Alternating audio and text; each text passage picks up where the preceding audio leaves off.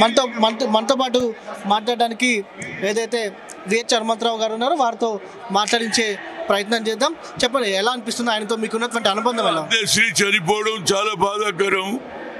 గత ప్రభుత్వం ఆయన గురించి పట్టించుకోలే. తెలంగాణ గానం వినిపించాలన్న ఉద్దేశంతో రేవంత్ రెడ్డి గారు చక్కటి పాట, అందశ్రీ పెద్ద చదువుకున్నవాడు కాదు, కానీ ఆయనకున్నటువంటి ఆలోచన, ఆయన జీవితంలో మానవత్వం ఎట్లుండాలి, మానవులు ఏ విధంగా సహకరించాలి, పాట కూడా బాగా ఫేమస్ అయింది.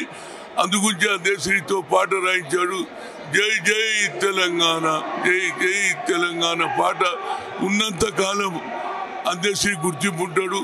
అందశ్రీ రాసిన పాటలు ప్రతి ఒక్కరు మరవడు.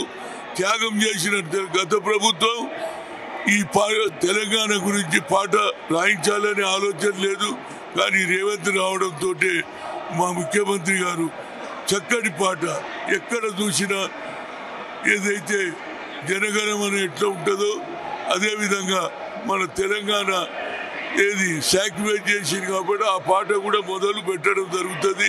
ప్రతి ఒక్కరు కూడా జై జై తెలంగాణ తెలంగాణ. ఇలా జరిగిందని ఒక్కసారిగా వార్త మీకు తెలంగాణ ఎలా అనిపించింది మీకు పొద్దున్న? ఆ పాటతోటి ప్రతి ఒక్కరికి కూడా ఇది సాక్రిఫైస్ చేసిన పాట, మనం తెలంగాణ ప్రాణాలు అర్పించి తెచ్చుకున్న తెలంగాణ అనేది ప్రతి ఒక్కరికి తెలుసు. కనుక ఆ పాట గుర్తింపు రావడంతో ఇది గత ప్రభుత్వం ఎలాంటి పట్టించుకోలే, సాక్రిఫైస్ చేసిన పిల్లలను పట్టించుకోలే, ఏది చేయలేదు, కానీ ఈయన చేశాడు. ఈయన గుర్తింపు చిరకాలం ఉంటుంది.